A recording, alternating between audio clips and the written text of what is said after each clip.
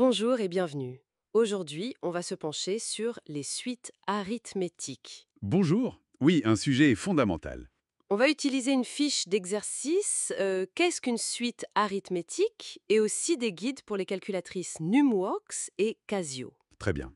Ça permettra de lier théorie et pratique. L'idée, c'est vraiment de décortiquer ces exercices pas à pas, page par page, pour bien saisir comment ça marche, ces suites. Mhm. Et surtout voir comment la calculatrice peut nous aider, comment elle devient un outil essentiel. Tout à fait. Un outil d'exploration et de vérification. On commence? Alors, pour débuter, reconnaître une suite arithmétique. L'exercice 1, il est parfait pour ça. Oui, On a 2, 5, 8, 11, 14. Là, on voit bien qu'on ajoute 3 à chaque fois, non? exactement. C'est ça le point crucial. L'addition constante. C'est ce qu'on appelle la raison, notée R. D'accord. Donc on a la formule de récurrence AN plus 1 égale AN plus R. Ici, R égale 3.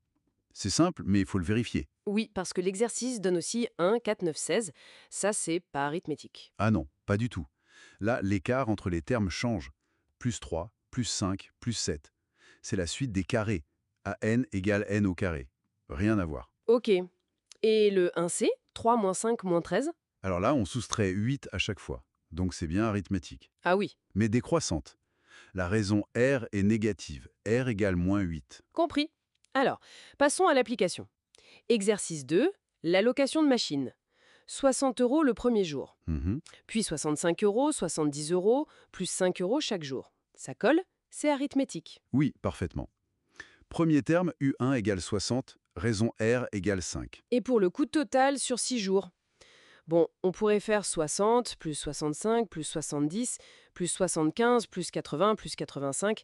Ça fait 435 euros. C'est juste, mais imaginez sur 30 jours. C'est là que la formule de la somme SN est utile. La fameuse Sn égale n facteur de U1 plus Un divisé par 2. Exactement.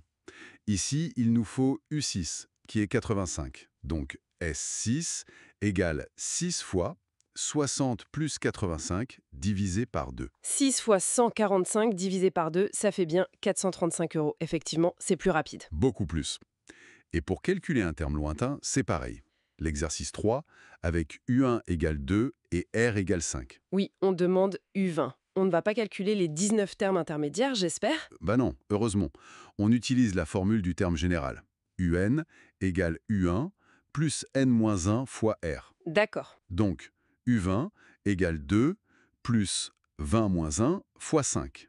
Ça fait 2 plus 19 fois 5, 2 plus 97, 97. Direct. Ah oui, c'est net.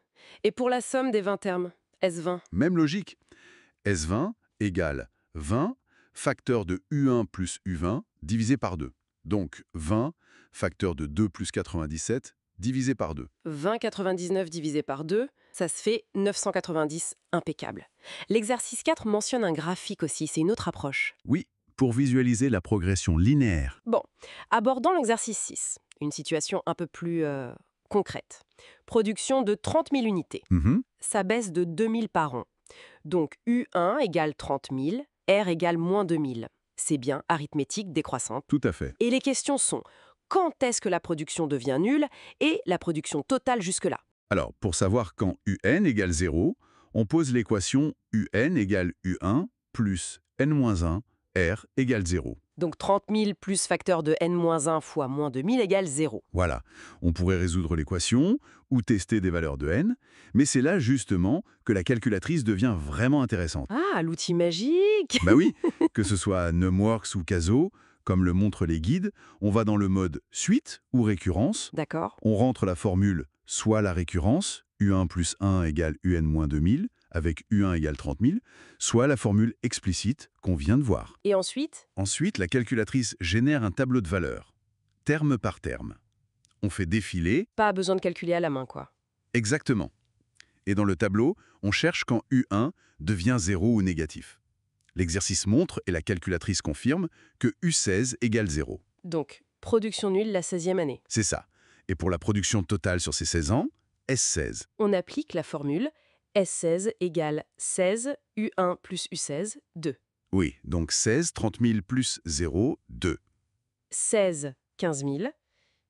240 000 unités. Voilà.